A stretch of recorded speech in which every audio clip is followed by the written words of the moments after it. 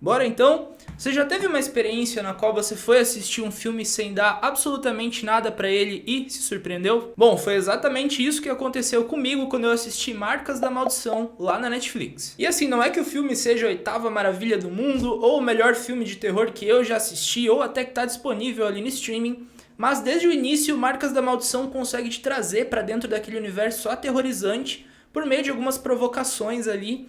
E se revela até que uma obra bem sólida no fim das contas e que eu confesso me deixou um pouco cabreiro pra dormir depois. Então, se você é igual a mim e adora assistir um terror e sempre reclama que a Netflix nunca tem opções boas do gênero, fica por aí que esse vai te deixar de cabelo em pé.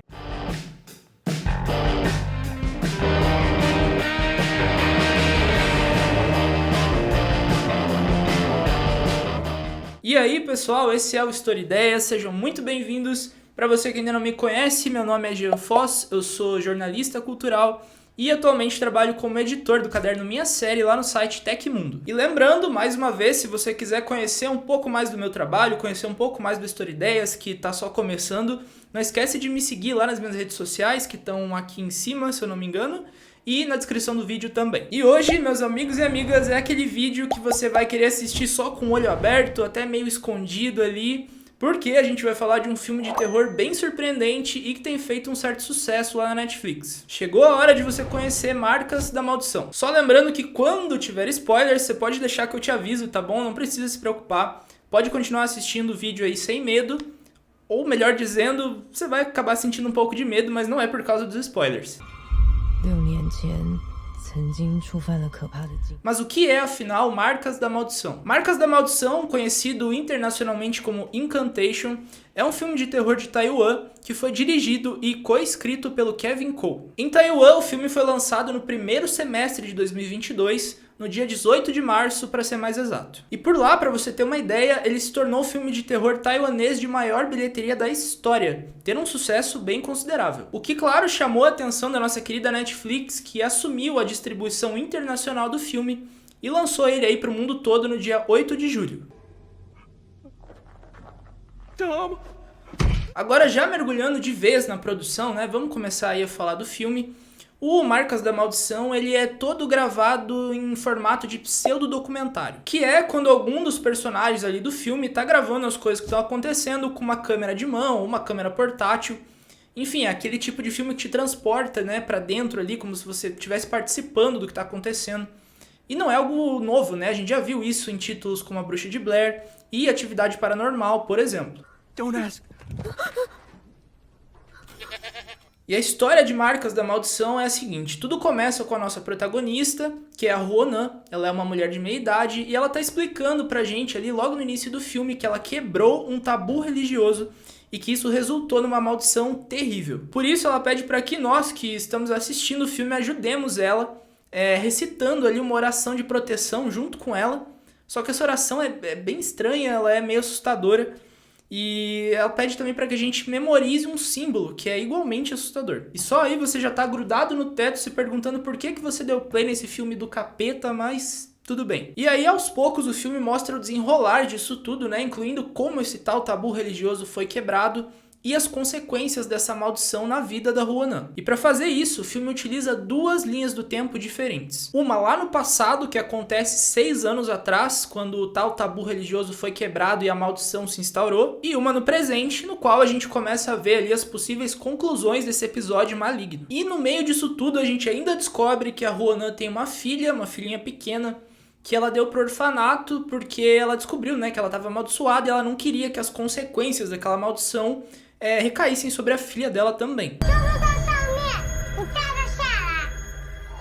E aí a gente acompanha, né, esse reencontro entre mãe e filha e uma possível reconexão ali entre as duas. E isso depois de a Ruonan ter feito anos de terapia e ter julgado que esse reencontro ali com a filha já era seguro. Já que nesse ponto da narrativa ela acredita que a maldição já ficou no passado, enfim, algo que já passou. Bom, não preciso nem dizer que não passou coisa nenhuma, né? Pois é, assim que as duas se reencontram, adivinha só, várias coisas estranhas começam a acontecer, especialmente com a Dodô, que é a filhinha da Ruonan. E aí a mãe desesperada ali, né, ela se toca que essa maldição que ela desencadeou lá anos atrás, na real, segue muito viva, segue ali presente com ela.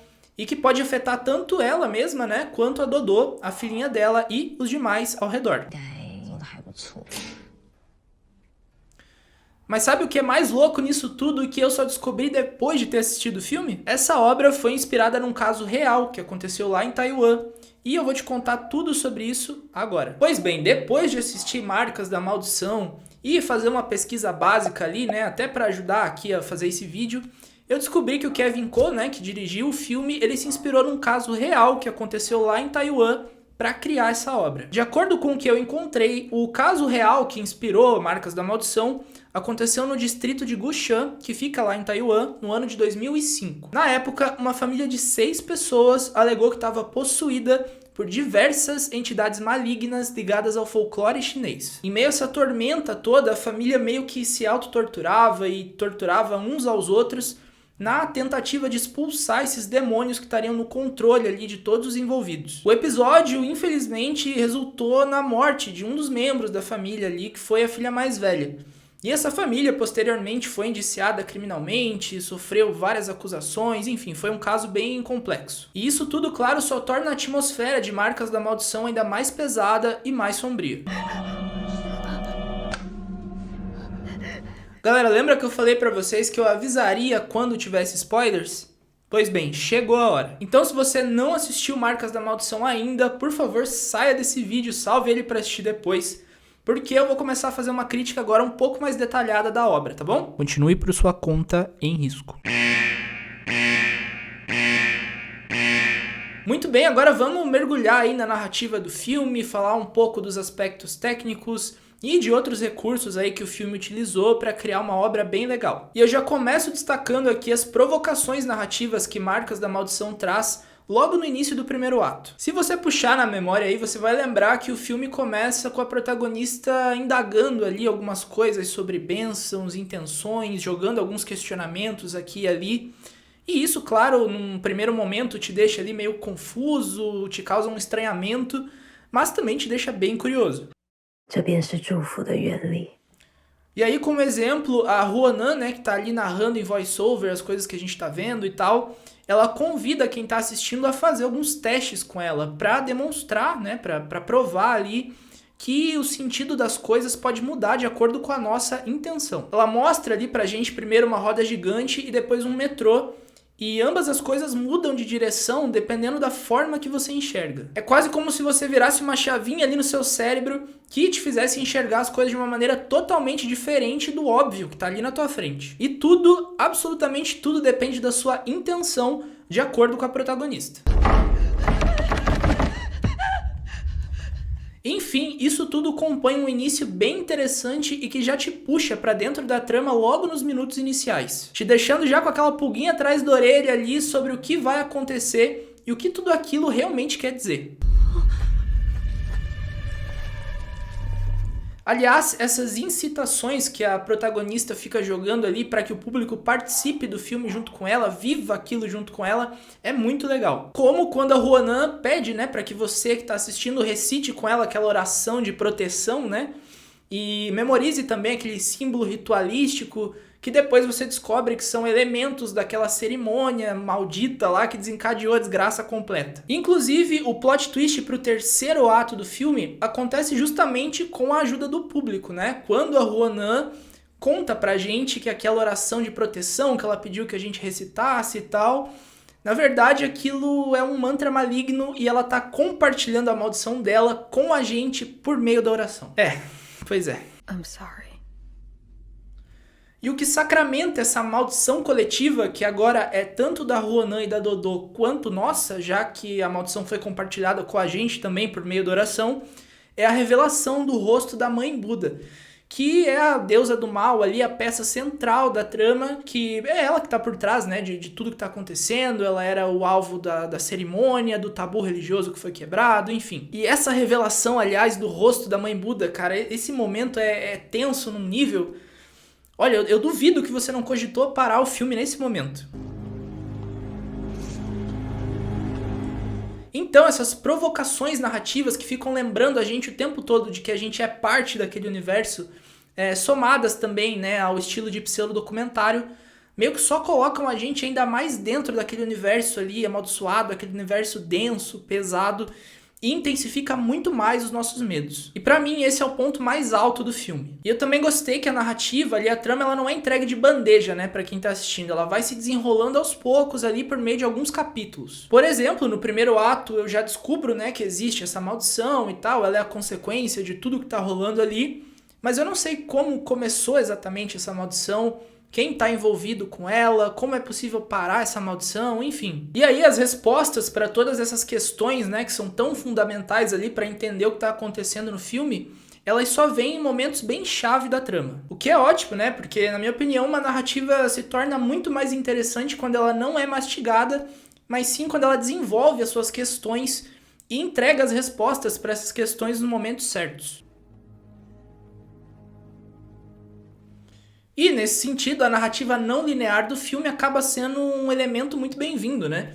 Já que a gente fica transitando ali entre duas linhas do tempo diferentes, mas que se conectam. E nelas, né, nessas duas linhas do tempo diferentes, a gente finalmente vai tendo algumas respostas e também alguns pequenos respiros ali, né, que não deixam a trama ficar muito estática. Já que a gente tá sempre ali transitando, né, entre as diferentes frentes da história. Eu confesso que eu só fiquei um pouquinho confuso ali, algumas vezes, com algumas mudanças de tempo, porque pra mim ficou um pouco brusco ali algumas vezes essa mudança e tal, mas nada que estrague a ideia inicial do diretor ou a narrativa, nada disso. E já que a gente citou um pontinho negativo agora para Marcas da Maldição, eu vou puxar mais um, que pra mim são os arcos dos personagens que ficaram um pouco fracos. Porque me pareceu que a trama carrega muito mais os personagens do que os personagens carregam a trama. E isso nem sempre é bom, né, quando a gente analisa a narrativa de uma maneira um pouco mais crítica, porque significa que os personagens eles não são tão memoráveis assim, que eles não criam conexões com quem está assistindo,